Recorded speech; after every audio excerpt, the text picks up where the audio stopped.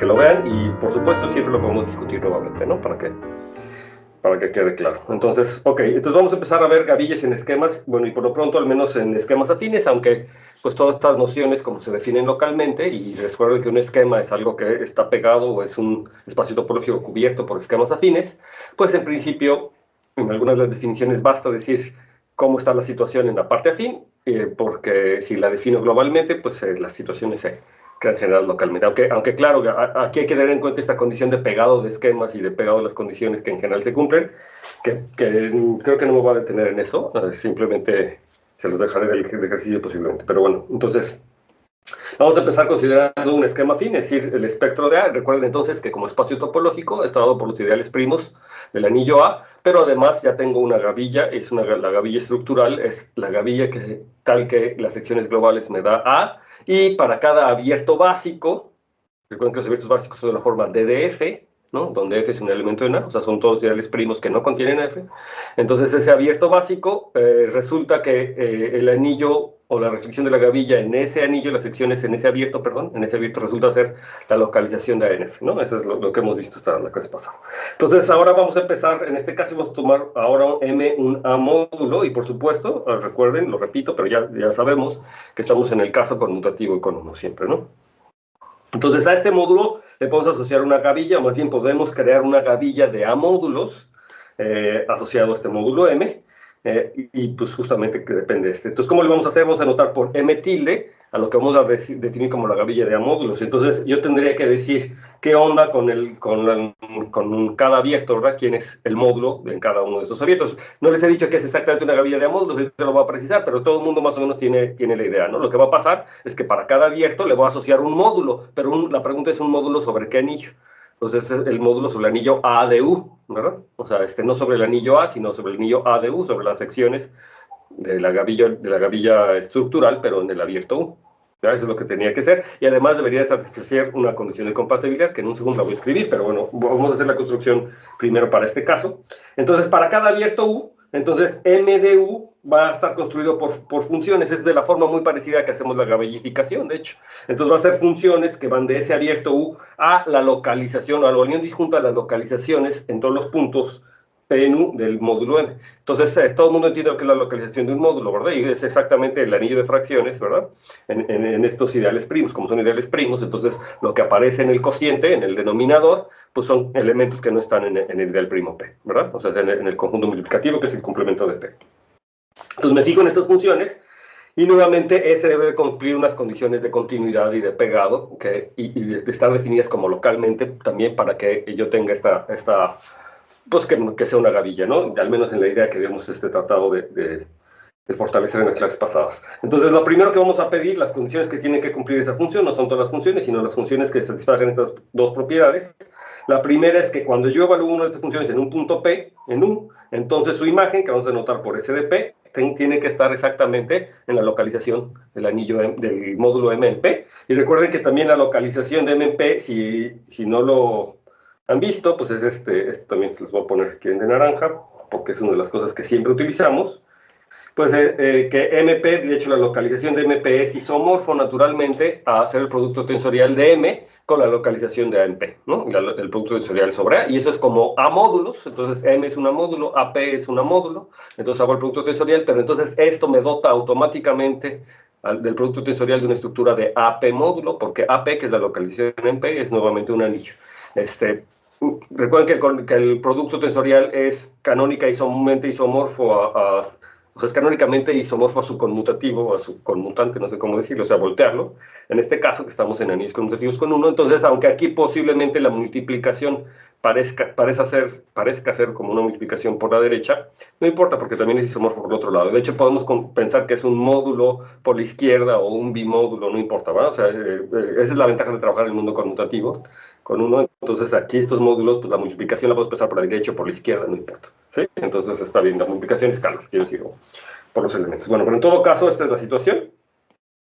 Entonces le vamos a pedir que la imagen de S en un punto P, pues viva exactamente en la localización MP, y ahora la condición local, o la condición de pegado local, o que esté definido localmente por una misma sección, es que para todo P en U va a existir una vecindad de este elemento P, que por supuesto queda dentro de U, y van a existir secciones o elementos, bueno, van a ser, yo estoy pensando en secciones, pero hasta ahorita como estamos hablando nada más de M y de A, pues van a ser elementos F en M y G en A, de tal manera que GQ no esté en el ideal maximal generado por Q. Entonces fíjense, Q va a ser un punto en B, o sea, eso va a ser para todo punto en B, entonces le va a pedir que G, cuando yo lo localizo en Q, ¿sí? No, con G lo localice en Q, esté, esto creo que debería ser que no esté, sí, porque justamente quiero hacer la localización, esto es que no esté en MQ, y que la imagen de S en ese punto Q sea exactamente tomarme el cociente FQ entre GQ. ¿De acuerdo? Eso es para que esté en la localización, ¿no? Hasta aquí. Y eso debería pasar para todo Q en Q. ¿De acuerdo? ¿Sí? Entonces esa es la definición local. O sea, no son todas las secciones, sino son secciones que localmente están determinadas por F, por ese F, o por un mismo F y por un mismo G. Es decir, por un cociente, digamos, de alguna manera, un elemento de la localización de F entre G, ¿no? O sea, es como, queda localmente determinado. Y eso pasa para todos elementos de Q. No es que sea constante en B, ¿verdad? Porque eso es algo que de repente pareciera ser una pregunta común que como que piensa uno que la condición 2 es como que sea constante. No, porque para cada Q, este valorcito que está aquí sí está variando, ¿sí? Entonces es la localización, pero es como, casi es como, o sea, más bien está determinado por una única sección. O sea, es como que hay una sección y cuando las localizo va cambiando, son como sus valores en Q, ¿no? Son las localizaciones, va cambiando. Pero sí está determinado por estos F y G en el abierto B. ¿De acuerdo? Entonces la condición es que para cada punto B existe un abierto B y elementos, en este caso F y G, F en M y G en A, de tal manera que el valor de la función en cada punto de ese abierto B sí queda determinado por ese F y G, pero que tenga que valer lo que tenga que valer, o sea, es FQ sobre SQ, ¿de acuerdo?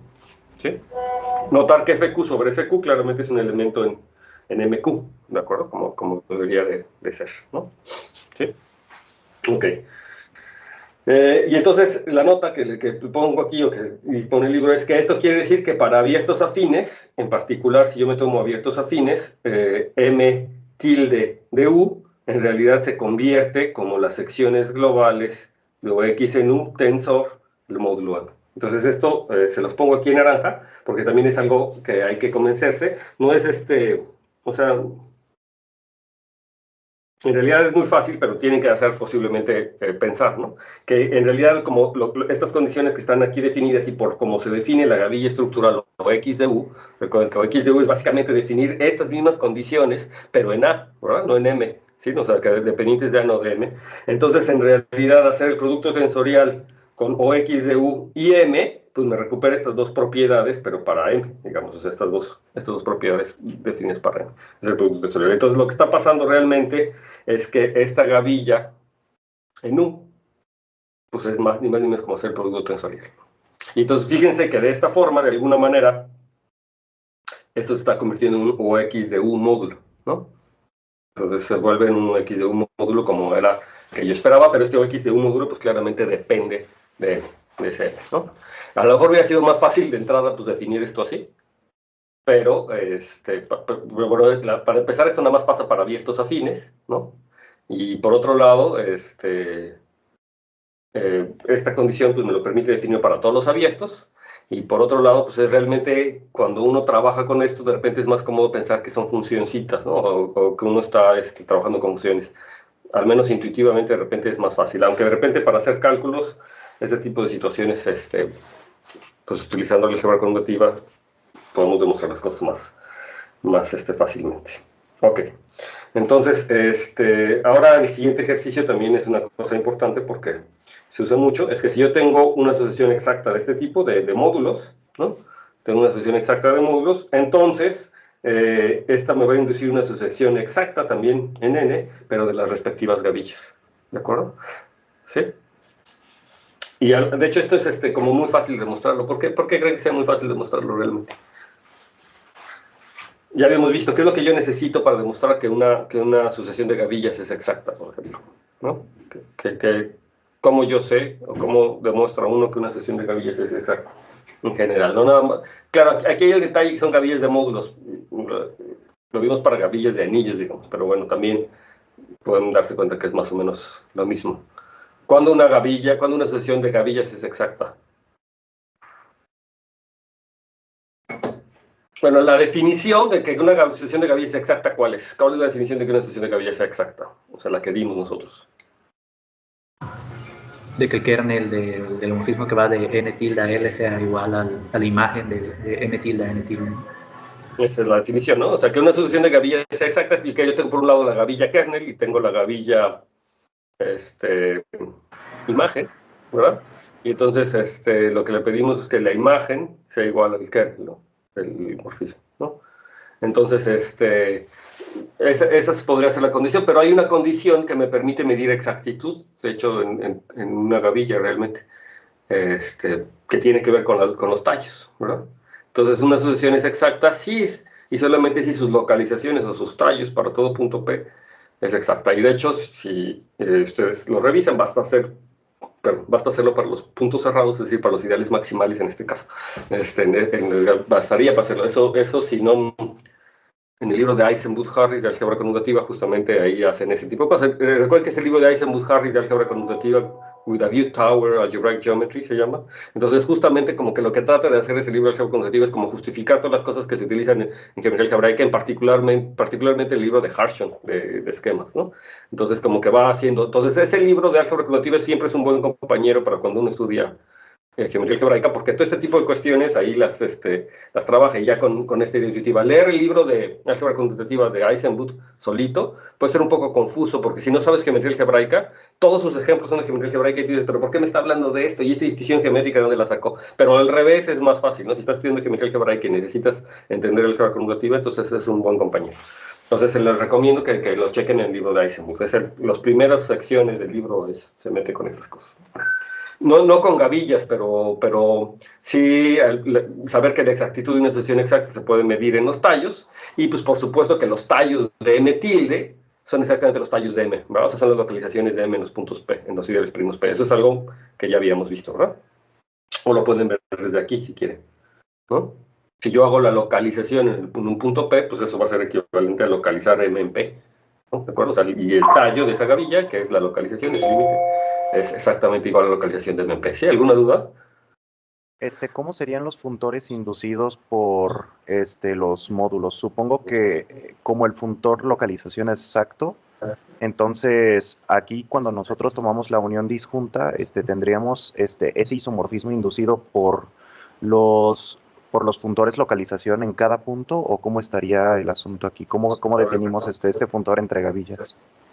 Perdón, este morfismo entre gavillas. ¿Este? Sí. O sea, digamos, sí, realmente viene porque si yo tengo esta asociación exacta, digamos, si yo tengo una función de m a n, entonces automáticamente me define una función entre las localizaciones, ¿de acuerdo? Para cada punto P, entre MP. Entonces me define una función entre la unión disjunta de las localizaciones a la unión disjunta de las localizaciones, ¿de acuerdo?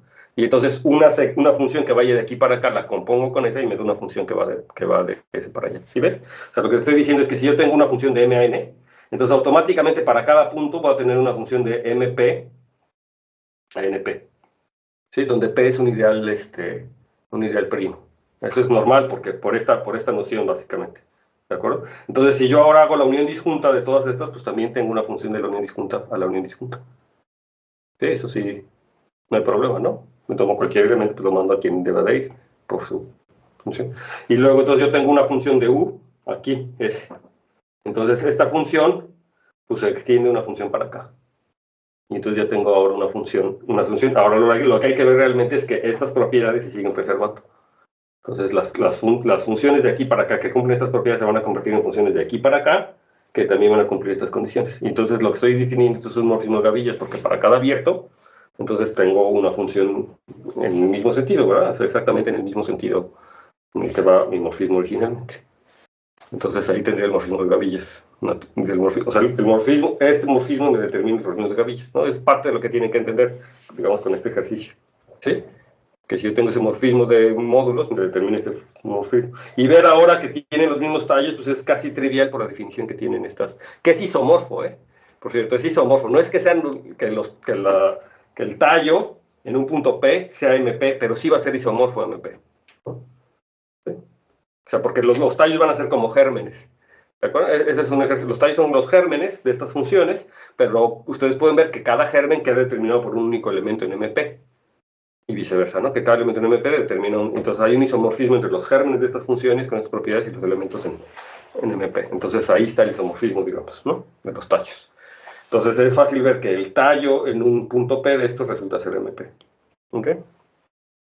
Sí, y entonces ver que esto es isomorfo, como los isomorfismos se pueden, ver que esto es exacto, como la exactitud se puede medir en los tallos, pues es lo mismo de decir que la respectiva sucesión es exacta, ¿verdad? Que está para cada P, pero esto es exacto, pues porque esta sucesión es exacta. O sea, ya les hice la demostración, ¿no? Básicamente. ¿Ok? Entonces creo que sale. Hay que escribirlo, ¿sale? Hay que escribirlo con todos los detalles. Más aún, lo que podemos deducir de aquí es que las secciones globales de esta gavilla pues son exactamente el módulo M, ¿no? Sí, y eso también se puede entender si ustedes ya entendieron este isomorfismo, pues las secciones globales sería poner aquí las secciones globales y me da tensor M y me da M, ¿de acuerdo? Y también lo pueden deducir de aquí. De hecho, es interesante que a partir de estas propiedades y de esta construcción vean que las secciones globales es exactamente todo el anillo A, ¿no? Y nuevamente aquí es un isomorfismo, no van a recuperar A exactamente, pero sí es algo isomorfismo, ¿no? Todas las secciones que van de todo a las localizaciones, pues es A, porque estas funciones con estas condiciones determinan el elemento A únicamente. Es la misma demostración. ¿Dudas? Sí, por supuesto que hay que trabajarlo, ¿no? O sea, tienen que trabajar esto que les estoy diciendo. Ok, vamos entonces ahora a hacer una definición. Entonces vamos a tomarnos un esquema, que recuerden que es un espacio anillado, o X, su gavilla estructural. Y entonces, una gavilla F de grupos abelianos. Entonces, lo que quiero es definir ahora sí, porque la definición que hice aquí hace ratito, pues me da una gavilla de módulos asociada a el anillo A, ¿no? Digamos, ¿qué es lo que hice con esta construcción? Es dado este módulo M, este A módulo M, para cada abierto le asocié una gavilla, donde esta gavilla, pues es isomorfa a esta, que es una gavilla de OXU módulos, ¿no? Entonces ya está, parece abierto, está claro, y bueno, que tiene esta propiedad que las secciones globales me dan M. Entonces ahora yo lo quiero hacer para todo esquema, ¿no? Entonces, ¿cómo le hacemos para hacerlo para un esquema en general? Entonces ahora sí, si yo me tomo un esquema en general, recuerden que un esquema localmente es esquemas afines, pero no necesariamente el mismo esquema afín, puede ir variando. Entonces la definición es que una gavilla F de grupos abelianos es una gavilla de OX módulos, esa es la definición formal, que aquí dice que es una gavilla de OX módulos. Si para todo abierto U de X, y recuerden que esta notación, que es como de un encaje, pero le pongo un circulito aquí, lo que quiere decir es que es un abierto, ¿no? Es un encaje abierto, o sea, es un abierto del espacio topológico. Entonces para todo U aquí, entonces, f de u, lo que le voy a pedir es que sea un OXU módulo, ¿de acuerdo? Esa es la definición de gavillas de módulos. Y de tal manera que si yo tengo un morfismo en la categoría de abiertos, es decir, una inclusión, entonces el siguiente diagrama tiene que ser conmutativo. Entonces, fíjense qué es lo que está pasando. Este es el morfismo estructural de f de u como OXU módulo, ¿no? Es la multiplicación por escalares. Y entonces, de este lado, para el B, yo tengo ese mismo morfismo estructural como X un módulo. Pero entonces, como esto es una gavilla de grupos abelianos, entonces yo debo tener un morfismo de restricción de aquí para acá. Pero también esta es una gavilla, la gavilla estructural, entonces debo tener un morfismo de aquí para acá. Y entonces hay como esta situación, que es lo que pasa cuando voy de aquí para acá y cuando bajo, ¿no? Bajo la restricción. Entonces, si se fijan, yo tengo un morfismo natural también de este producto cruz a este producto cruz, que pues consiste en mandar a las respectivas restricciones. Me tomo un par aquí, lo mando a sus respectivas restricciones.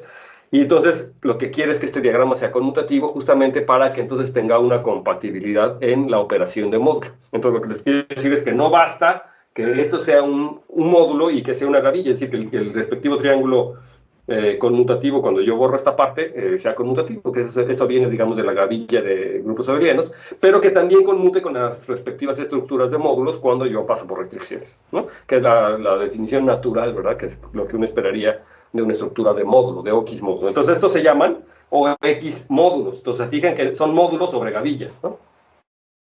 No sobre anillos, sobre OX, que es una gavilla de anillo. Entonces, en general, es una generalización de lo que es un módulo. Es entender los módulos, pero como de manera global, ¿no? lo que les digo, el álgebra conmutativa en general es como estudiar la parte local de la geometría algebraica, pero entonces ya en términos generales esta definición es como estudiar familias de módulos, ¿no? Estoy estudiando familias de módulos que se comportan bien bajo las restricciones o bajo pegados, bajo la condición de Gabillito. Son muchos módulos, muchos, pero que se comportan bien, ¿no? O sea, en la estructura de Gavillo. Este es el estudio global. La geometría algebraica es como el estudio global de la álgebra conmutativa, en cierto sentido, ¿no? Entonces ahora vamos, se quedó claro, ¿verdad? Lo que es un OX módulo y la condición esta de conmutatividad. Entonces ahora sea X y OX un esquema, entonces una gavilla de OX módulos vamos a decir que es casi coherente, ¿sí? Casi coherente. Si para todo punto P en X y para todo abierto U de X, que sea afín, ¿no? Entonces como es un abierto afín, automáticamente yo puedo suponer que es el espectro de A, pero repito, eso quiere decir realmente que es isomorfo al espectro de algún anillo A. Entonces, y para un A módulo M, lo que vamos a tener es que F restringida a U sea igual o isomorfo a la gavilla, aquí me faltó ponerle, a la gavilla inducida por M en ese abierto U, o sea, en ese abierto afín, o sea, la construcción que acabamos de hacer hace ratito. ¿De acuerdo? Pero entonces fíjense que ese módulo M en principio depende del abierto U. Y o sea, por supuesto depende de A. Eso no quiere decir que sea el mismo M para todos los abiertos, ¿no? O sea, depende del punto. Lo que estoy diciendo es que para cada punto va a existir un abierto afín que se ve como el espectro de A, el espectro de un anillo, o sea, isomorfo al espectro de un anillo, y un A módulo M, de tal manera que la gavilla que está definida en todo el esquema, pero restringido ese abierto afín, sea isomorfa en el abierto afín a la gavilla esta que acabamos de definir en ese espectro afín, ¿no? En ese esquema afín, ¿no? ¿Sí? ¿Se ve? Entonces, notar que si yo cambio de puntos, en principio cambio de abiertos, podría ser que no, ¿verdad? Pero podría cambiar de abiertos, y entonces, aunque esos abiertos se translapen, el módulo M y el anillo A no tienen por qué ser el mismo, ¿de acuerdo? Tanto el anillo A que me realiza a esa carta afín, en cada uno de esos puntos no tiene por qué ser el mismo. Por supuesto, debería haber relaciones en la intersección, algo debe pasar en la intersección, pero no tiene por qué ser el mismo. Entonces el módulo es eso. Pero entonces, ¿qué es una gavilla casi coherente? Pues es una gavilla de módulos, básicamente, ¿verdad? Que de tal manera que localmente se ve como la gavilla de un módulo fijo asociado a ese esquema fijo, ¿de acuerdo? ¿Sí? Esa es una gavilla casi coherente. Entonces, ¿dudas? Entonces vamos a ver que sí hay muchos ejemplos de gavillas cuasicoherentes. De hecho, la gran mayoría de ejemplos o de situaciones que aparecen en la geometría pues son de este tipo. De hecho, cuasicoherentes y más coherentes, ¿no? Los coherentes son los que más nos interesan. Los haces vectoriales y todo ese tipo de cosas en esquemas pues son de este tipo, ¿no? Son gavillas de módulos. Ok. Entonces, algo importante es que yo siempre tengo una asociación exacta de esta forma. Ay, chingo, escribí con esto. Entonces, siempre que yo me tomo un módulo, cualquiera, M, entonces yo siempre puedo encontrar una asociación exacta de esta forma. ¿Por qué? A ver, en principio, ¿por qué esta parte? Porque todo módulo es cociente de un libre. Todo módulo es cociente de un módulo libre, exacto. Ese es el teorema, pero ¿cómo veo que todo módulo es cociente de un módulo libre? O sea, ¿por qué? Ahí, o sea, decir, sí, es lo que me acabas de decir, por supuesto que es cierto, es ese resultado. Pero si no supieras ese resultado, ¿cómo me darías un argumento para decirme que claramente es cierto?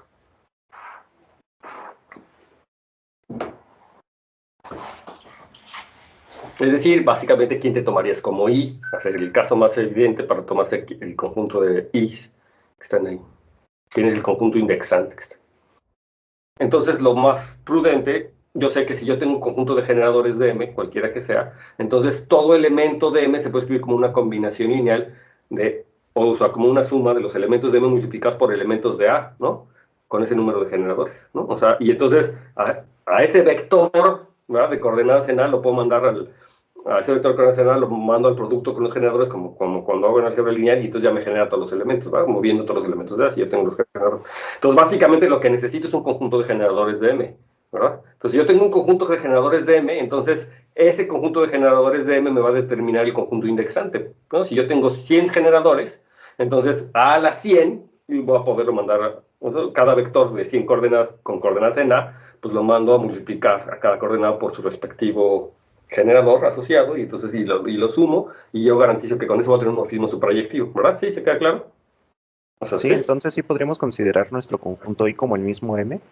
Exacto, porque esa es la siguiente pregunta, ¿verdad? ¿Cómo sé que tengo un conjunto de generadores? M, ¿verdad? M tiene siempre un conjunto de generadores y la respuesta es que sí, ¿verdad? Lo que me acaba de decir Ismael, pues porque M, todo M, por supuesto, genera M mismo. Yo no dije un conjunto mínimo de generadores ni nada de eso, ¿no? Yo nada más necesito un conjunto de generadores. Entonces, siempre que yo tenga un conjunto de generadores, lo va a poder hacer. ¿Existe un conjunto de generadores? Pues sí, M mismo es un conjunto, aunque sea infinito.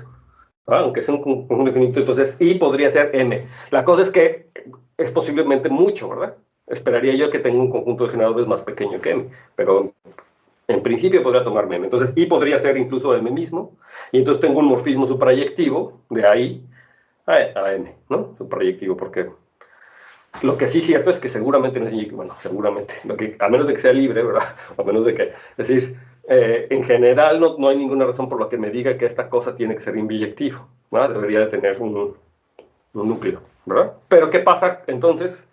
Yo no estoy diciendo que este es el núcleo necesariamente, pero sí estoy diciendo que está. O sea, ¿qué es lo que me está diciendo esta asociación exacta?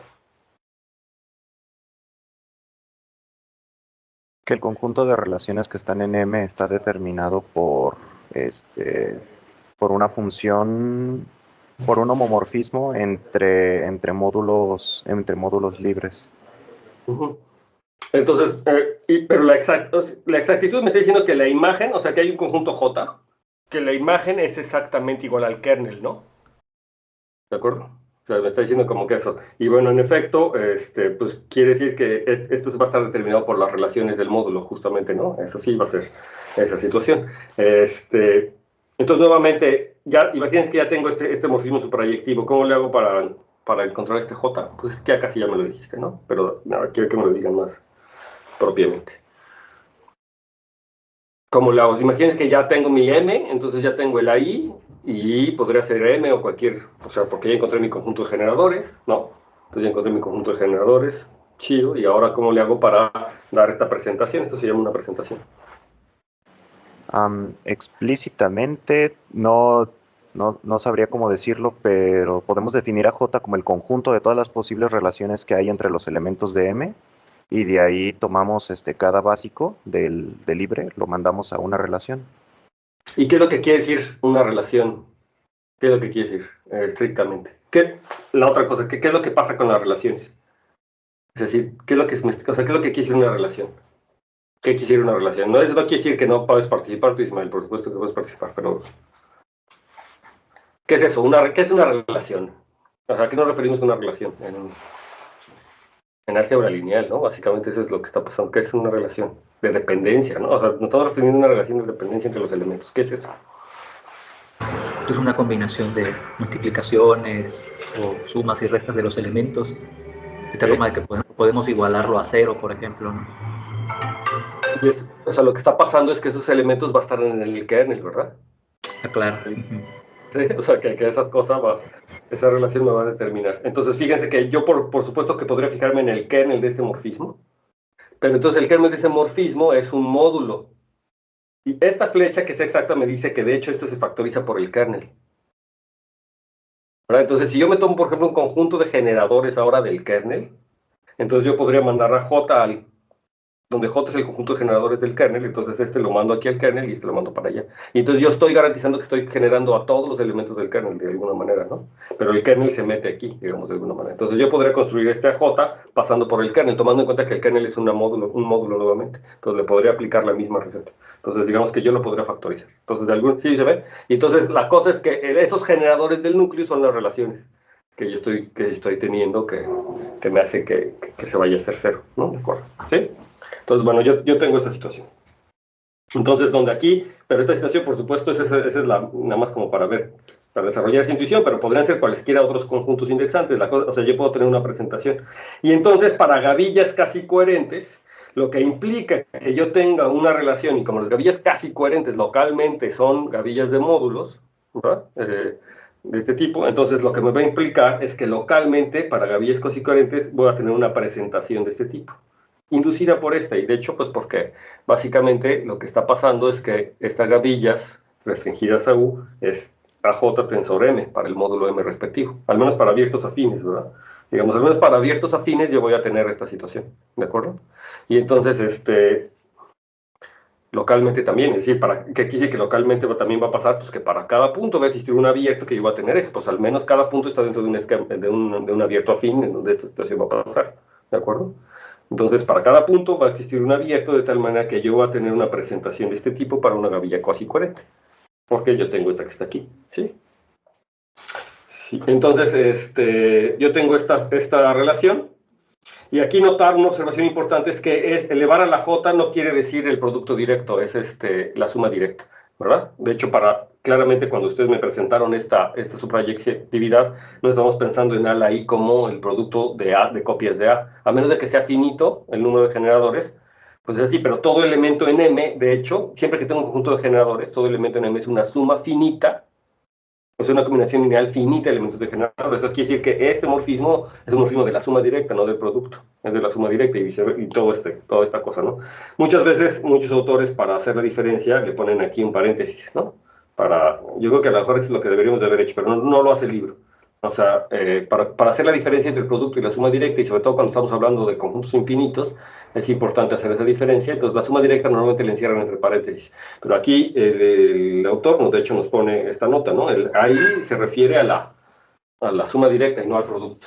De hecho, esta propiedad que está aquí, que localmente tenga una presentación de este tipo, es lo que se llama o eso caracteriza al hecho de que sea casi coherente. O sea, una gavilla de módulos es casi coherente si existe una cubierta abierta del esquema, de tal manera que la restricción de la gavilla en ese abierto U tiene una presentación de este tipo.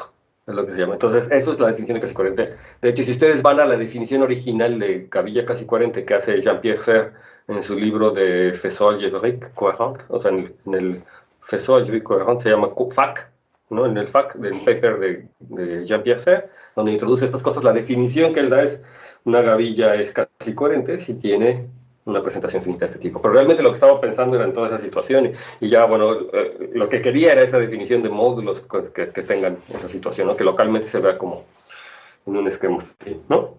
Entonces los dejo también es un ejercicio ver que, de hecho, ¿dónde está mi naranja?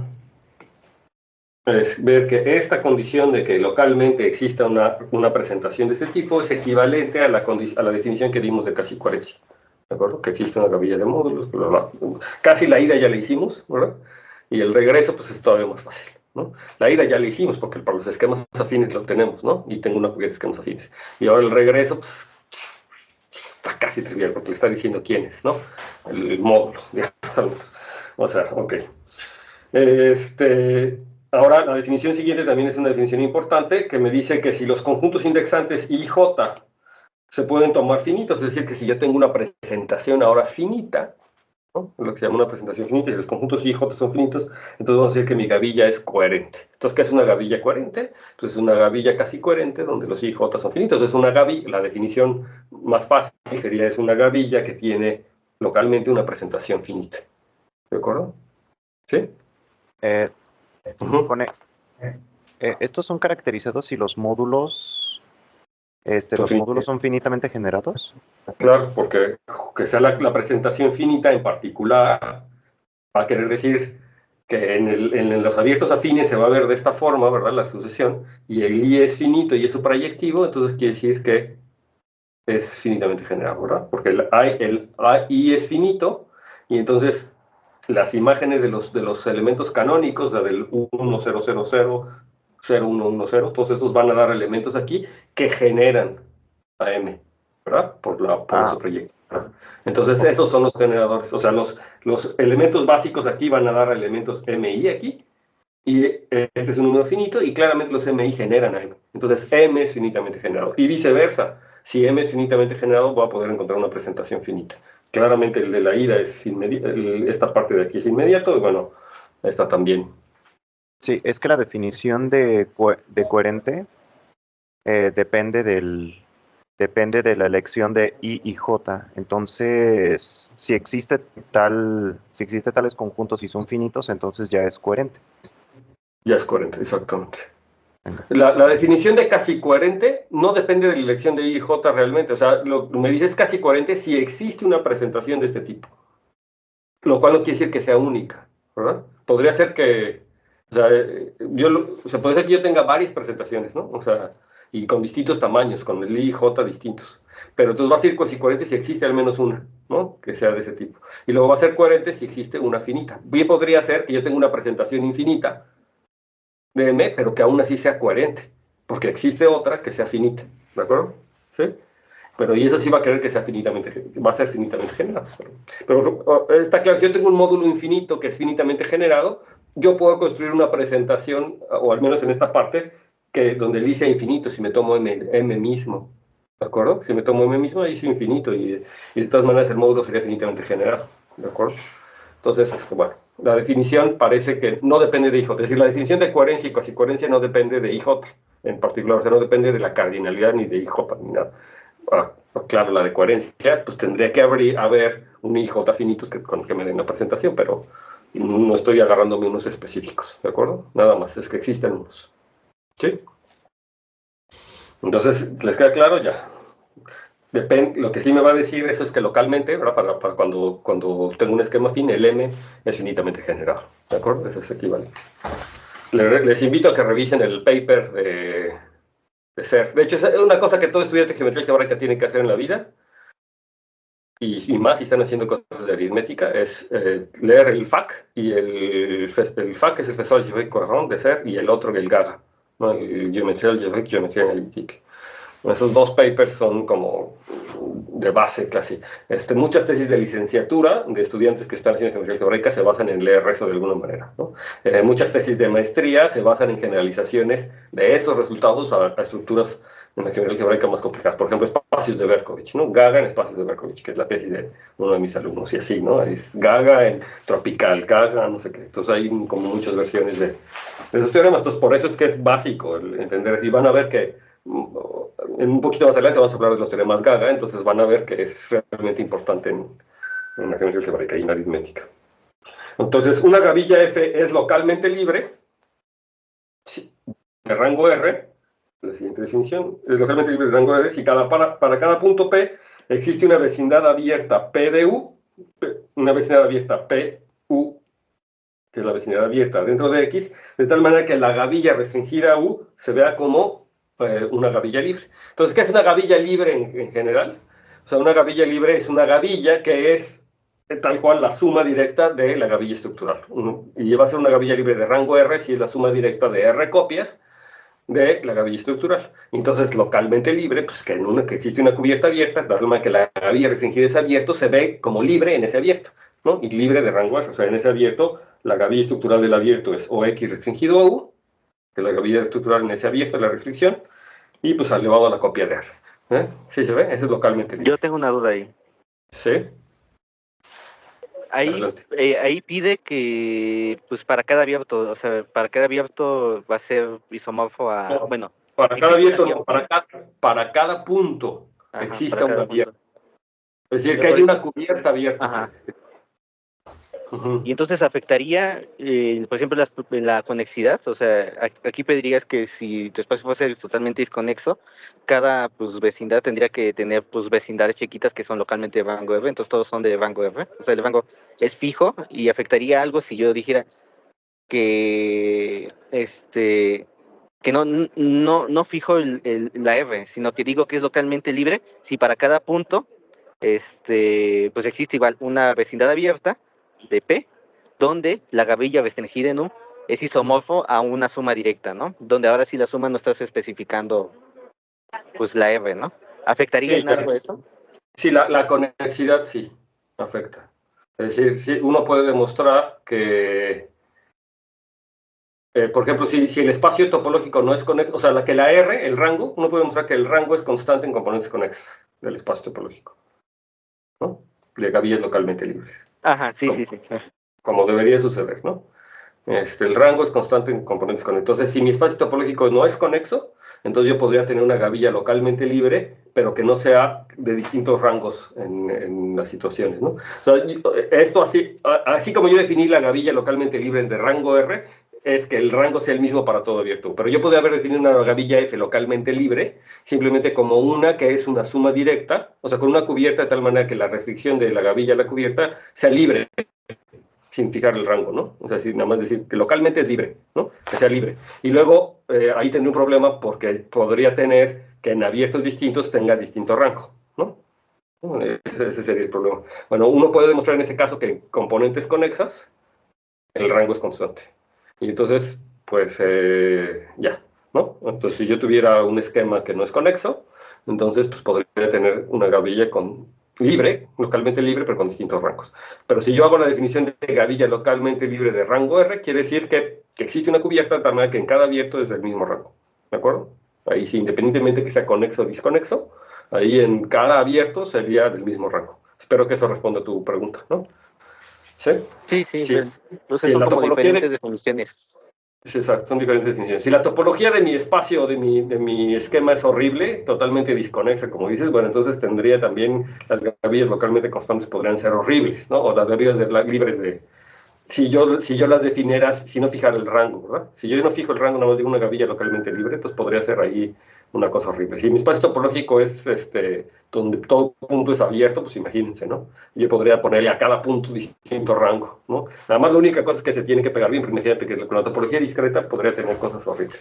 Entonces sí depende de la topología un poco como qué tan... Pero al menos eso podemos hacer, que el rango es localmente constante. Es decir, que componentes conexas se va. Pero entonces, de todas maneras, con esta definición nos evitamos ese problema, ¿no? Y ya, y bye. Ok.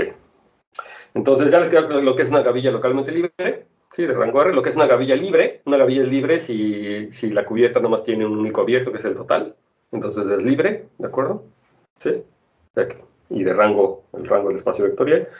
Notar que las gavillas localmente libres en particular son gavillas de módulos, ¿verdad? Porque OX restringida U a la R es un OX un módulo, es un módulo libre, entonces en particular son gavillas de módulos.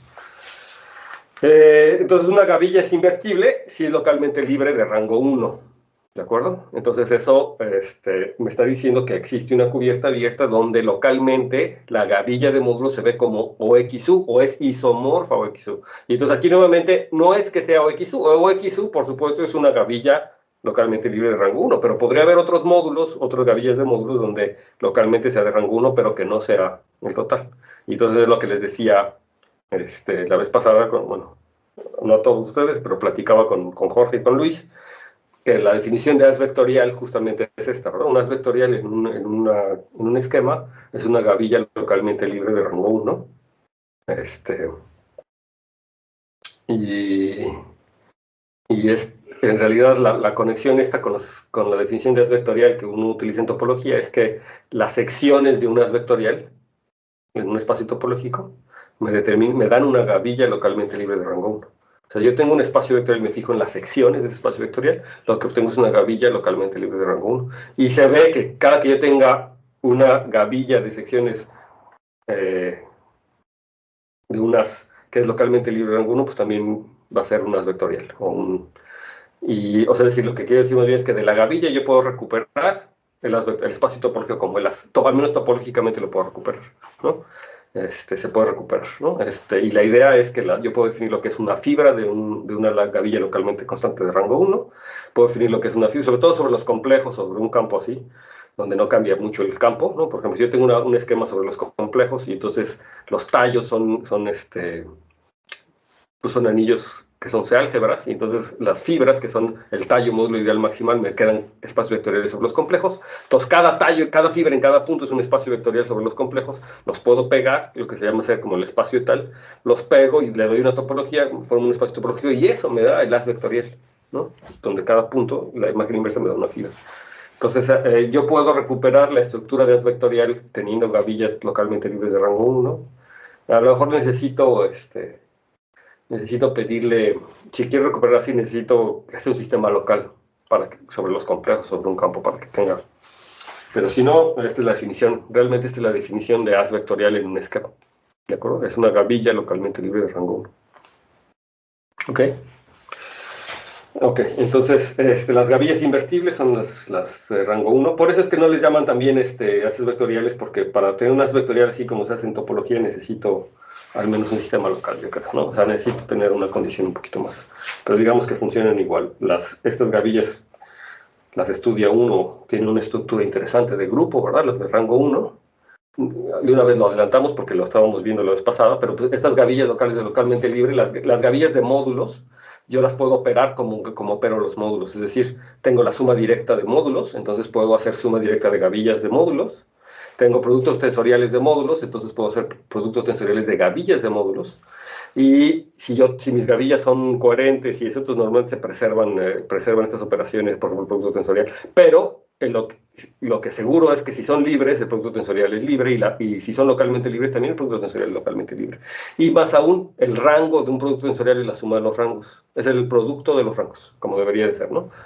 Entonces, gavillas invertibles, es decir, que son localmente libres de rango 1. Si hago el producto tensorial con otra gavilla localmente libre de rango 1, me da otra vez una gavilla localmente libre de rango 1. Entonces, de hecho, forman un monoide, las gavillas, ¿no? Y de hecho, estas invertibles, de hecho, se puede ver que hay una gavilla que me la invierte. Es decir, que si yo tengo una gavilla localmente libre de rango 1, existe otra gavilla localmente libre de rango 1 cuyo producto tensorial me da isomorfo tal cual a OX, ¿no? a la trivial. Entonces, y que por eso que se llaman invertibles. Entonces, de hecho, tiene una estructura de grupo que se llama el grupo de Picard. ¿Ok? Bueno, más adelante nos vamos a meter con eso. Todavía un poquito. Pero bueno, se los adelanto. Entonces, esta cosa es muy importante. Esta definición no es trivial, es muy importante y uno le dedica mucho tiempo a entender esta cosa, porque estas gavillas nos dan información muy importante. Estas gavillas nos dan información muy importante. La mayoría de los invariantes que uno obtiene también estoy exagerando, es decir que la mayoría no, pero muchos invariantes muy importantes, el teorema de Riemann-Roch, etcétera, tienen que ver con entender estas gavillas, ¿no? ¿Sí? El género de la variedad, o sea, quiere decir que... ¿Duda? Sí, pregunta, esto es a lo que le llamamos el line bundle, ¿verdad? También que luego le llama. Ese es un line bundle, sí.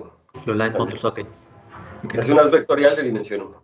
O sea, las gavillas localmente libres son haces vectoriales de un cierto rango y de rango 1 son line bundles, ¿no? O sea, Sí, creo que les dije que estos eran los haces vectoriales, ¿no? Los haces vectoriales son las localmente libres, ¿no? A lo mejor sobre un esquema local, pero sobre un sistema local, pero no si son de rango 1 se llaman las invertibles, son las de rango 1, estas son line bundles. O sea, pues porque tienen dimensión 1, ¿no? Son líneas. Entonces les decía, por ejemplo, pensar en una curva. Entonces en una curva yo le puedo dar su haz tangente, entonces eso me queda como un line bundle, porque en cada punto le estoy asociando un espacio vectorial que es un K-módulo, tiene una estructura de módulo, un espacio vectorial en cada punto, pero pues, tengo como el trivial, pero no es el único, ¿verdad? Si yo tengo un círculo y le voy volteando la recta, pues lo que obtengo es la banda de medios, ¿no? O sea, por un lado obtengo el cilindro, pero depende cómo lo mueva, pues me va a quedar otro line bundle. Entonces hay line bundles que son distintos, ¿no? Uno es, por ejemplo, ese y otro es torciéndolo, ¿no? Y lo podría torcer más veces y hacer muchas otras cosas. Particularmente en el espacio proyectivo va a ser interesante entender estos line bundles, por también una cosa que hemos discutido. Pero allá voy, así ya voy. Okay. Entonces continuamos, ¿no? Entonces CX, otra vez un esquema afín. Entonces recuerden que no nada más es el espacio topológico, también tengo la gavilla, y entonces vamos a tomar una gavilla casi coherente en X. ¿De acuerdo? Entonces esta casi coherente está dada por un módulo. Entonces, si yo tengo una sección global de esta gavilla, que realmente la sección global es como tomarse un elemento en A, pero lo ponemos así porque, nada más para que vean cuál es la cosa, ¿no? De tal manera que existe una en A que no es un divisor de cero, y de tal manera que la sección restringida al abierto básico determinado por SA es igual a 0, entonces para alguna n mayor que 0, a la n por S es igual a 0. Esto en realidad es una transcripción de un teorema clásico de álgebra conmutativa, como van a ver, o sea, no es de localizaciones, ¿no? Es una situación de localizaciones, pero nada más para que vean lo que quiere decir como desde el punto de vista geométrico ese teorema. Ahorita en la demostración va a ser claro. Entonces lo repito, que si vamos a suponer que tenemos una sección de tal manera que existe un abierto básico para un divisor no cero, tal que la sección restringida de ese abierto básico a 0, entonces debería existir un n mayor o igual que 0, de tal manera que a n por s sea 0. O sea, la sección a lo mejor no es 0, pero casi 0. O sea, si lo digo por una n es 0, ¿sí? Como sección. Y la parte 2, dada una sección T en el abierto básico, entonces para algún n mayor o igual que 0, a la n por T se extiende a una sección global, F, ¿no? O sea, a lo mejor T no se extiende a una sección global en el abierto básico, pero si lo multiplico por una potencia adecuada de alguna A, entonces, de A, perdón, no está definida, entonces esta ya se extiende a una sección global. Esto es algo como importante, ¿verdad? Cuando uno estudia variable compleja, cuando yo tengo funciones holomorfas definidas en abiertos, como que uno le gustaría ver si esa yo puedo hacer la extensión, lo que llama la extensión analítica, ¿no? Puedo definir, extender la función a algo más grande, y entonces eso no siempre pasa, pero aquí me está diciendo para estos casos particulares sí se va a poder hacer, ¿no? Hacer una extensión o casi una extensión solo por una multiplicación, o bien esta condición, ¿no? Que si era 0 en un abierto, entonces, fíjense que lo que me está diciendo, piénsenlo para funciones holomorfas, ¿no? Entonces, si imagínense que fueran como las secciones de una funciones holomorfas, ¿no? De funciones holomorfas de una variedad compleja. Entonces, ¿qué me estaría diciendo como esta parte que está aquí? Me tengo que, si tengo una función holomorfa que se anula en un abierto básico, ¿no? O sea, que se hace 0 en un abierto básico, entonces, pues es que era 0. Casi, o sea, aquí me está diciendo, va a existir un elemento a la n, un número complejo, o lo que sea, una función holomorfa, tenemos que a la n por s es igual a 0, pero esta cosa no es 0, o sea, que es casi 0. Básicamente, lo que me está diciendo en las funciones holomorfas es que si se anula en un abierto, entonces se anula en todos lados, ¿no? Eso sería como lo equivalente, uno podría demostrar, esto es lo que me estaría diciendo. Y la otra parte es la parte de la extensión analítica, me dice, si yo tengo una sección definida en un abierto, es decir, una función holomorfa definida en un abierto, entonces para algún n, entonces a la n por t es una sección global, ¿no? Entonces, fíjense lo que me está diciendo. Si yo tengo una sección holomorfa en un abierto, esa sección holomorfa a lo mejor tiene polos en algún lado afuera de U. Si es holomorfa en U, pero a lo mejor tiene polos. Me dice, pues voy a poder multiplicar por alguien, de tal manera que me chupte los polos y entonces me quede una función entera, ¿no? Si es algebraica, o sea, si es una función racional, por ejemplo, ¿no? Una función racional que es holomorfa en un abierto, eso quiere decir que no tiene polos en ese abierto, la función racional. Eso no quiere decir que no tenga polos, a lo mejor sí tiene polos, pero le voy a poder chutar los polos y voy a poder multiplicar por un polinomio, de tal manera que me chute los polos y entonces ya me quede una cosa holomorfa en todos lados. ¿Sí ven? Es como el resultado análogo, pero en esta cosa y la demostración. Singularidades removibles. Exacto. Las singularidades removibles. Aquí no. Bueno, sí, ¿verdad? Sí, porque esta sección que ya es una sección global, ya sería una función holomorfa en todos lados. Pero no, la cosa es que esta sección no coincide con esta, necesariamente, ¿o sí? Y lo que yo digo es que esta sección no coincide con esta aquí, en el abierto 1. A ver. Esta no coincide con esta. No, es más bien la extensión analítica. Eso es como el teorema de extensión. Entonces, lo que les digo es que estos resultados son realmente una traducción de algo muy conocido en álgebra convolutiva que tiene que ver con localizaciones, ¿no? Y recordando cómo son las... Entonces vamos a la prueba. Como f es casi coherente, entonces de hecho, pues y este es un esquema afín, entonces de hecho f es igual a m tilde de un módulo m, ¿no? Entonces eso ya sabemos. Entonces, tomarse una sección una sección global, pues es ni más ni menos que tomarse un SNN, ¿no? Es equivalente a tomarse un elemento en el módulo M. Y en el abierto, la restricción al abierto, ¿qué es? La restricción sería de AM a la localización en A, ¿verdad? O sea, porque el abierto correspondiente, ¿quién es M tilde en D de A, en este abierto?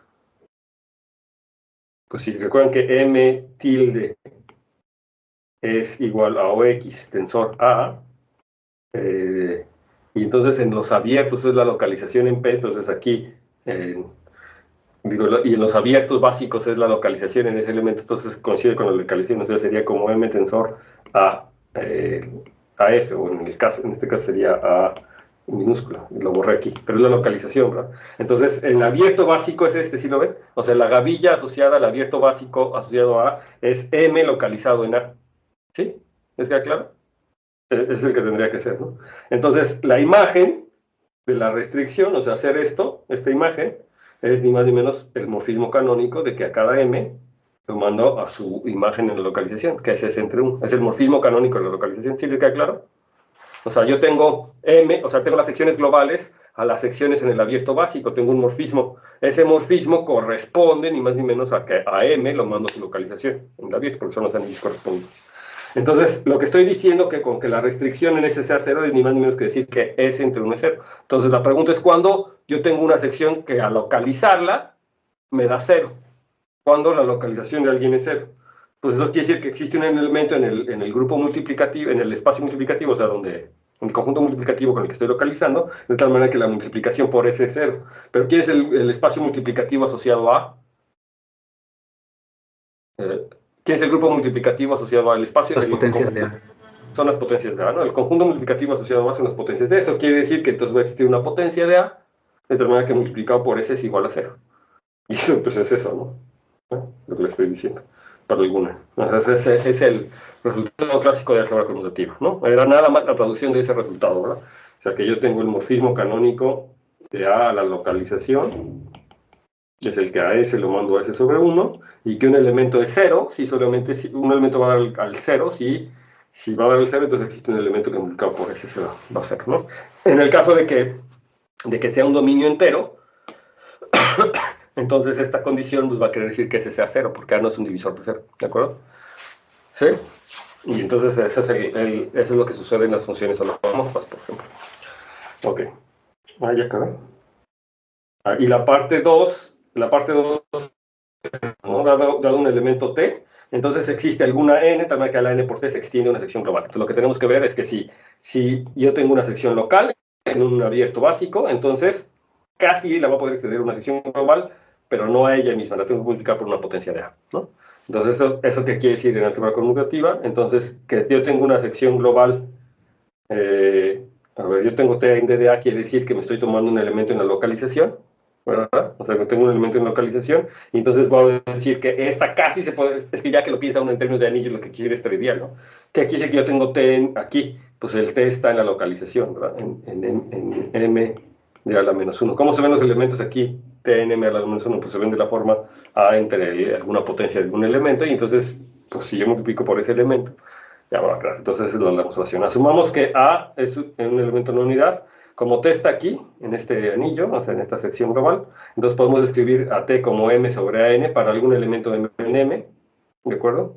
¿Sí? Y es el conjunto multiplicativo es la potencia de M, y entonces si yo multiplico a la N por T, pues me da M, y entonces donde M es ni más ni menos un elemento en M, o sea que es un elemento, aquí le puse A y este es M, perdón. En M, que es una sección global, ¿no? Y entonces esta cosa, pues esta sección, pues claramente se levanta a ese M que está ahí, ¿no? O sea, esto más que un lema importante, es como para entender cómo esos resultados de álgebra conmutativa se traducen a una situación geométrica, o sea, como lo que me quiere decir geométricamente, y de hecho, pues qué más geométrica que el ejemplo de las funciones holomorfas, ¿no? Como entender lo que está pasando ahí.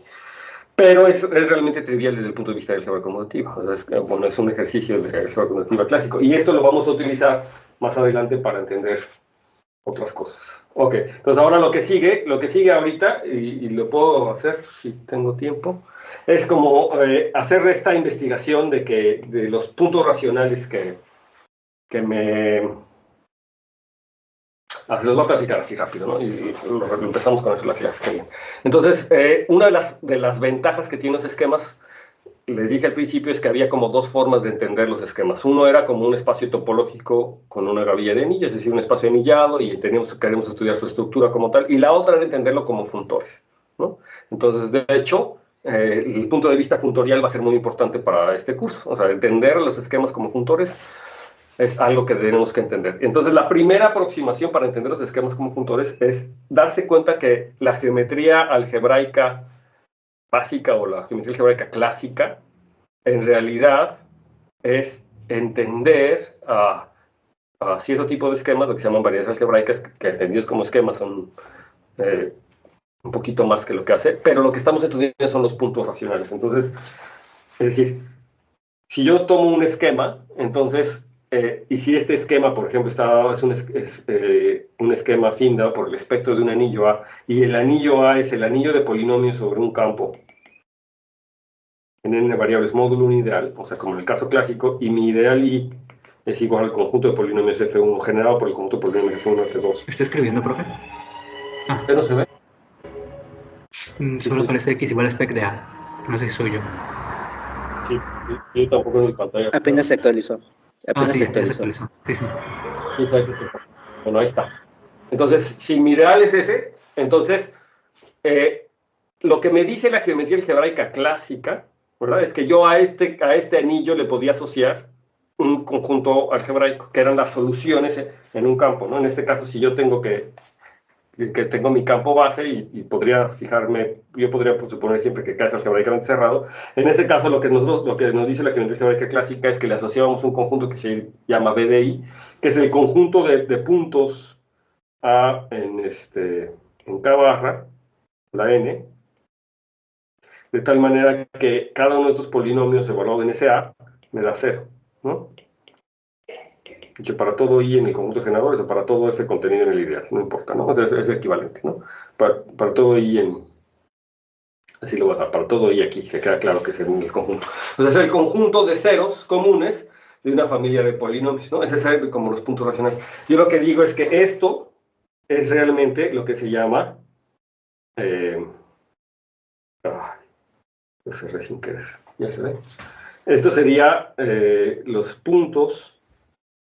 Esto sería lo que son los puntos K racionales. Voy a ponerlo aquí en acá. De mi esquema. Esto es realmente el conjunto de puntos K racionales de mi esquema. Y entonces, ¿esto cómo se define? Los puntos K racionales de mi esquema es realmente el conjunto de morfismos en la categoría de esquemas. Le voy a poner morfismo, déjame, lo pongo como flechas mejor para que no. En la categoría de esquemas, el conjunto de morfismos que va del espectro de K a X. En este caso es el espectro de A. Yo digo que estos dos conjuntos son iguales o isomorfos canónicamente. Los morfismos que van del espectro de K al espectro de A. ¿Por qué? Porque yo sé que hay una identificación canónica entre los morfismos entre dos espectros, ¿verdad? Porque el espectro es un funtor, es una equivalencia de categorías, digamos, de alguna manera, entre la categoría de anillos, bla, bla, bla, bla, bla, y la categoría de espectros. Esto es exactamente lo mismo que dar morfismos de K álgebras, esto es sobre el espectro de K, porque es de K álgebras. Esto es lo mismo que dar morfismos de K álgebras de A a K, de K álgebras. Y el que sea de K álgebras quiere decir que esto conmuta, ¿no? Es lo mismo que dar un morfismo de K álgebras de K. Y la pregunta es, bueno, ¿cómo un morfismo de K álgebras es un punto con coordenadas en Kn? ¿No? Entonces sería esto ¿por qué? Sí es cierto, pero ¿por qué es igual a esto? ¿Hasta aquí me siguen? ¿Sí? O sea, los puntos K racionales del esquema son los morfismos del espectro de K, del espectro de A, que está en biyección con los morfismos de anillos de K álgebras de A a K. Pero ¿por qué los morfismos de K álgebras de A a K me da lo que es un punto? Bueno, y eso es lo que tenemos que recordar, es que A es el anillo de polinomios en n variables, módulo el ideal. Entonces lo que estamos diciendo es que yo estoy teniendo un morfismo, voy a poner aquí mismo, de aquí a acá, de K álgebras. Es un morfismo de aquí a aquí de K álgebras. Pero este morfismo de K álgebras queda únicamente determinado por lo que le pasa a las variables. Entonces, si yo x1 lo mando a A1, si x2 lo mando a A2, y si xn lo mando a n, entonces este morfismo queda determinado por lo que le está pasando a estas variables. Es decir, ¿qué es lo que pasa si yo me agarro la clase de un polinomio? ¿A quién va a dar? La clase de un polinomio módulo i, ¿a quién va a dar? Si x1 va a dar a 1, x2 va a dar a 2 y x3, xn va a dar a n. ¿A quién va a La dar? evaluación en los puntos A1, 2, 2, 3 de eso. Exacto. Imagínense que el polinomio yo lo agarro y lo expresé y así como la suma de potencias y productos con no sé quién. Entonces luego me fijo en su imagen, pues a cada variable la cambio por A. O sea, realmente estoy evaluando. O sea, me va a dar f en A1, A2, en AN. ¿De acuerdo? O sea, me está dando la evaluación. O sea, que este morfismo realmente es la evaluación. ¿Y de qué dependió esta evaluación? ¿La evaluación en qué? En un punto. Siempre que yo diga quién va a dar este punto, digamos si este punto yo lo anoto por A, siempre que yo diga quién va a dar ese punto, a quién va a dar esos puntos, entonces este punto lo puedo considerar que está en K a la N. Siempre que yo me tomo un punto en K a la N me va a determinar un morfismo de evaluación y por lo tanto este morfismo de evaluación aquí me está determinando un morfismo entre los esquemas y me está determinando lo que se llama un punto K racional. de una manera, ¿no? Esa cosa. Entonces, los puntos que están aquí están en correspondencia, digamos, con estos que están aquí. Y ahora hay otra relación que yo puedo fijarme quién es el núcleo. Fíjense que, a ver, esta es la evaluación, pero ¿qué onda con estos puntos? Es la clase, ¿va? ¿Qué onda con los polinomios que viven en el ideal? ¿Qué pasa si f de i está en el ideal? Entonces, pues, f de i evaluado en a1 hasta n, ¿cuánto tiene que valer? F Pues de como está A1 aquí, hasta N. como está aquí, tiene que estar bien definido el morfismo, está bien definido, entonces esto tiene que valer 0. O sea que los puntos, o sea, si f de i está en el racional, este cuate no es cualquier punto, sino son los puntos que satisfacen que f de i es igual a 0. Si está en Kn, pero no es cualquier punto en Kn, son los puntos en Kn, o sea que los morfismos los puedo identificar con los puntos en Kn, de tal manera que fi de a1 hasta n es igual a 0 para todo fi en el ideal. O sea, lo estoy identificando esto con lo que antes les había dicho que era v de i en la geometría algebraica clásica. O sea, los puntos K racionales definidos de esta forma como el conjunto de morfismos de aquí para acá que conmutan con K, o sea, que los morfismos sobre el espectro de K, se corresponden biyectivamente al menos con las soluciones de los polinomios que definen ese ideal, ¿no? Que generan ese ideal, o sea, con el conjunto algebraico clásico. Hay una biyección. Y vean que esta construcción la puedo hacer tanto de ida como de vuelta. Ahora, la cosa es que esto yo lo podría haber hecho no para campos algebraicamente cerrados, sino realmente lo podría haber hecho para cualquier. De hecho, podría haber empezado con Z. Y entonces yo podré hacer una historia de este tipo, y la única condición que yo le debería de poner aquí es que sea Z sobre Z, por ejemplo. O sea, que conmuten como Z álgebra. Entonces, si yo lo hago aquí sobre Z, entonces aquí tendría que poner Z, y entonces los morfismos del espectro de K al espectro de A sobre Z son los morfismos de A a K como Z álgebras, o sea, como grupos abelianos, de A a K como Z álgebras. Y entonces, ahora como esto está definido sobre Z, entonces nuevamente también este morfismo que está aquí queda determinado por lo que lo mandan las imágenes sobre Z, y bueno, ahí tengo que tener un poquito de cuidado. Sí, ¿verdad?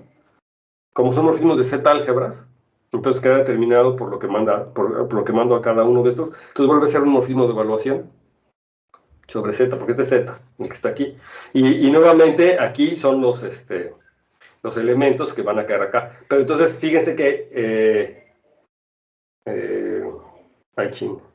Creo que sí debe tener un poquito más cuidado, porque aquí también, en principio, así como lo estoy diciendo, este debería. Ah, no, este no lo moví, ¿no? Este es K.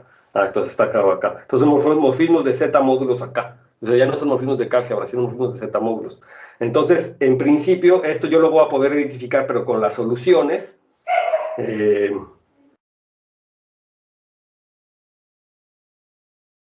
Sí, mm, mm, sí, con ese K, pero como Z módulos también. Si lo que quería era decirles quién era XZ o XR para R cualquier álgebra.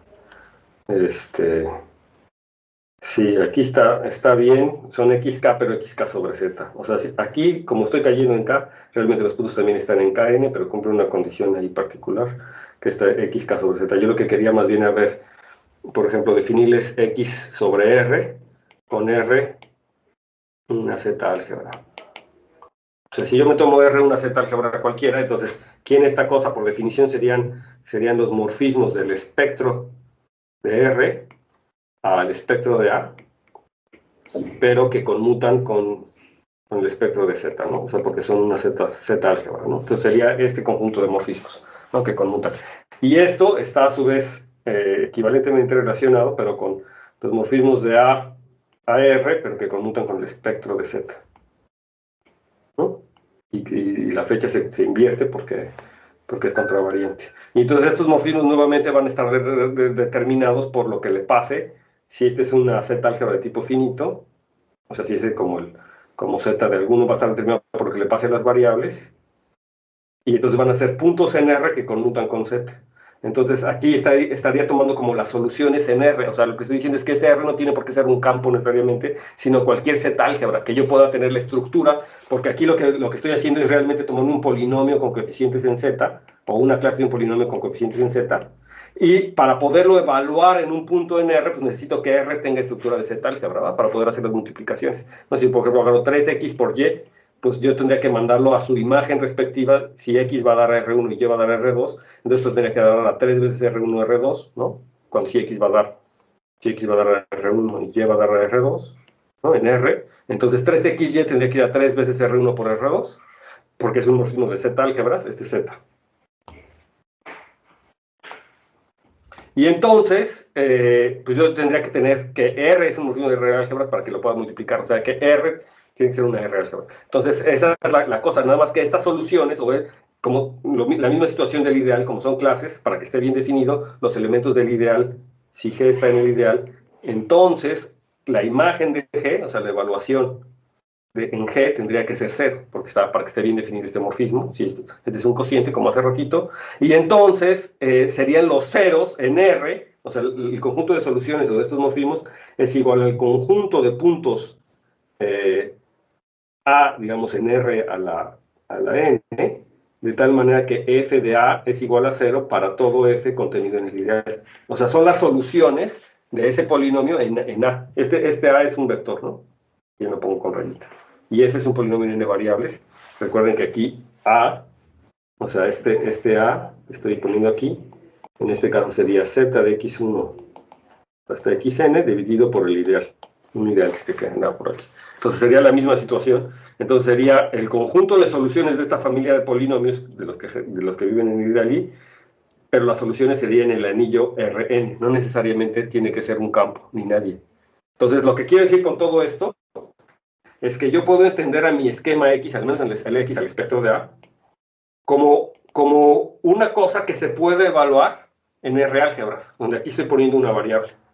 O sea, es como un funtor, realmente, ¿no? O sea, no les he dicho que es un funtor, pero al menos lo puedo pensar como una cosa que se puede evaluar en las variables, donde, por ejemplo, si yo lo hago sobre Q, estaría fijándome en las soluciones racionales que tienen cierta familia de ecuaciones polinomiales. Si lo hago sobre los complejos, pues estaría fijándome en las soluciones complejas que tiene esa familia racional. Siempre que se pueda, a lo mejor lo puedo hacer sobre Z.